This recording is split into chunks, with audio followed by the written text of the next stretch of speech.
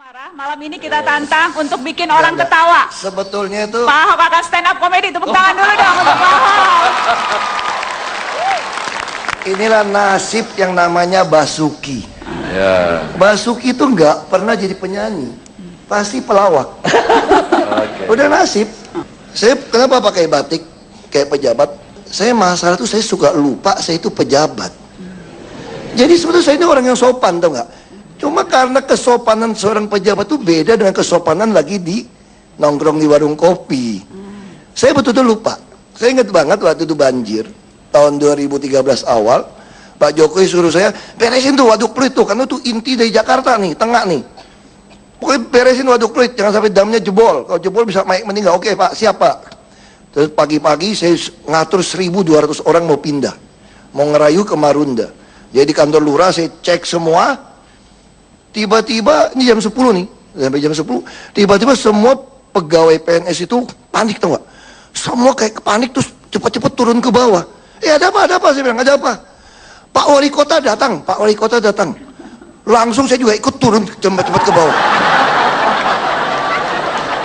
Terus sampai di bawah, terus Pak Wali Kota lihat saya, dia pikir, waduh mau dimarahin Pak Wagub ini. Mohon maaf Pak, saya terlambat Pak, ada acara keluarga Pak. Terus kenapa mohon maaf sama saya ya? Pak Wagub, mohon maaf Pak. Iya, gue Wagub ya. Otak saya ini, tadi kata kita politikus, kita ini kelamaan jadi pengusaha. Kalau dengar wali kota mah, cepet-cepet disambut, takut kita. Ya malam ini saya pakai baju ini terus saya mengingatkan saya itu saya ini gubernur. Saya takut nanti depan Pak JK saya salah kepleset gimana? Gawat kan? Gawat. Terus kemarin saya tanya di teman, kok kayaknya lu lebih sembuh deh sekarang. Minum obatnya apa? Enggak, aku minum obat masih sama, tetap PPG, yang pura-pura gila, pura-pura goblok. 1,5 tablet tiap hari. Kalau kurang pas bahaya. Enggak, lu ada terapi apa? Kok kayaknya sekarang lebih inget kamu tuh gubernur gitu loh.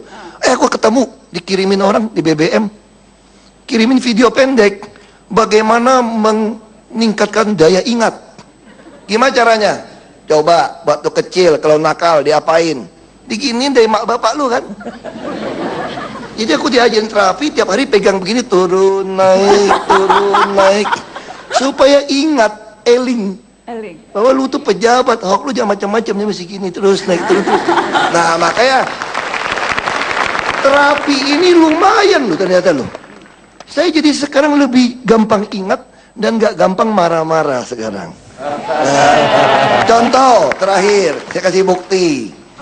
Saya itu suka Sabtu Minggu tuh belusukan. Kalau belusukan tiap hari nggak tahan. Kalau Pak Jokowi kan udah agak hitam, kalau gua repot. Ya kan? Saya bilang, Pak, permintaan Pak Jokowi pertanyaannya, kalau saya udah dilantik, kan beliau masih di kantor kan? Kalau saya udah dilantik, kira-kira belusukan nggak nih Pak Gubernur ini? Saya bilang, enggak deh Pak, Bapak kan udah lebih hitam Pak, saya agak putih. Terus caranya gimana? Gampang Pak, kita bikin belusukan. Saya pasangin CCTV yang bisa lihat plat nomor. Nih Jakarta sampai tahun depan bisa 7.000 nih, kelihatan nih sampai plat nomornya nih. Terus Pak Jokowi nggak bisa. Tetap harus ke lapangan, karena ketemu rakyat itu beda, kata beliau kan. Saya setuju Pak, jadi kapan? Kita cari yang gratisan Pak. Kapan yang gratisan? Ngumpulin massa yang gratisan, tunggu undangan kampung. Ya kan, kasih ampau doang, ngumpulin orang banyak duduk aja situ.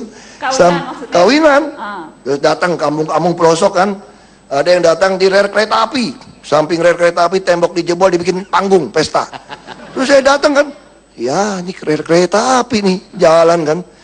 Terus apa saya nyalamin, Ahok gitu. Emang cuma dulu doang dipanggil. Aku juga kakak dipanggil gubernur. Ahok datang. Ya udah, begitu masuk, biasa kan, foto-foto kan, udah foto-foto pulang, terus mobil masih jauh nih, saya lagi jalan nih. Waduh, ini kayaknya ada preman-preman juga nih. Banyak pakai tato-tato, tapi ada pengawal nih. Terus begitu naik ke mobil, jalan pelan, jalan berbatu jelek, buka kaca. Tahu nggak tuh?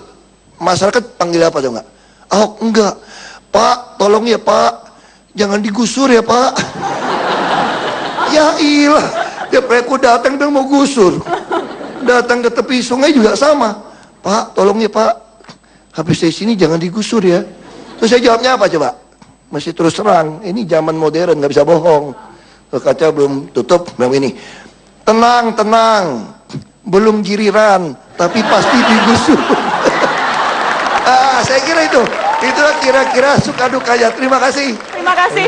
Terima kasih Pak Ahok, Pak Ganjar, terima kasih. Masih akan ada surprise. Tadi aku sebut Kang Emil Bapak Jomblo Nasional. Karena kayaknya wali kota yang paling concern sama nasib para jomblo itu Kang Emil. Sampai bikin taman jomblo loh di Bandung. Gini, itu efektif nggak taman jomblo? Harus dibuktikan dulu. Di Bandung itu penduduknya kan 2,7 juta. 60% di bawah 40 tahun. Dan ini mewakili populasi Indonesia. Nah, secara statistik di bawah 40 tahun itu rata-rata statusnya memang single. Atau jomblo. Tapi jomblo itu nasib, kalau single itu pilihan. Jadi beda. Sangat memahami tampaknya. Jadi kalau diejek orang bilangnya saya bukan jomblo, saya single. Nah, single, gitu. beda ya, opsi. Tapi saya mau tahu dong komunikasi kalau lewat stand up. Stand up comedy ya. Stand up comedy dong. Di situ dong. Berarti nyaingan Pak Ahok ya? 3 menit. Ini ngomong-ngomong saingan emang mau maju pilkada DKI? Semua indah pada waktunya. Wes. Assalamualaikum warahmatullahi wabarakatuh. Nama saya Ridwan Kamil. Saya wali kota dari sebuah negeri yang bahagia. Indeks kebahagiaan kota Bandung itu sekarang 70, Pak. Itu artinya warga Bandung adalah warga yang paling bahagia di Indonesia. Kotanya sangat romantis, tiap gerimis otomatis romantis, mojangnya garelis, sampai ada puisi yang mengatakan Bandung diciptakan saat Tuhan sedang tersenyum. Terus ada yang nanya, Pak, kalau Tuhannya agak marahan, kalau Tuhan agak marahan menciptakan Jakarta. Maaf Pak Ahok ya. Tapi kalau Tuhannya agak cuek, kalau Tuhan lagi cuek, menciptakan Banten dicuekin. Nah, Soekarno itu di Hari Pahlawan, Bandung memberikan jama jalan kepada pendiri Republik Indonesia, Dr. Insinyur Soekarno. Soekarno itu saking jatuh cinta dengan Bandung, beliau punya puisi juga. Ke Bandunglah aku kembali kepada cintaku yang sesungguhnya. Tapi kalau saya lain, ke Bandunglah aku kembali kepada mantan-mantanku yang sesungguhnya. Nah, di Bandung ini, Pak, tahun ini kami sedang mencoba meraih Piala Kebersihan Adipura yang 18 tahun tidak mampir di kota Bandung.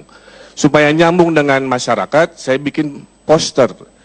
Buanglah sampah pada tempatnya, buanglah mantan pada temannya. Gitu. Nah, hati-hati buat yang adik-adik ya. Ini kan lagi musim reuni, ya, lagi musim reuni. Saya baca-baca di ensiklopedia, arti mantan itu alumni hati. Gitu. Karena alumni hati berbahaya karena suka ngajak reuni, gitu.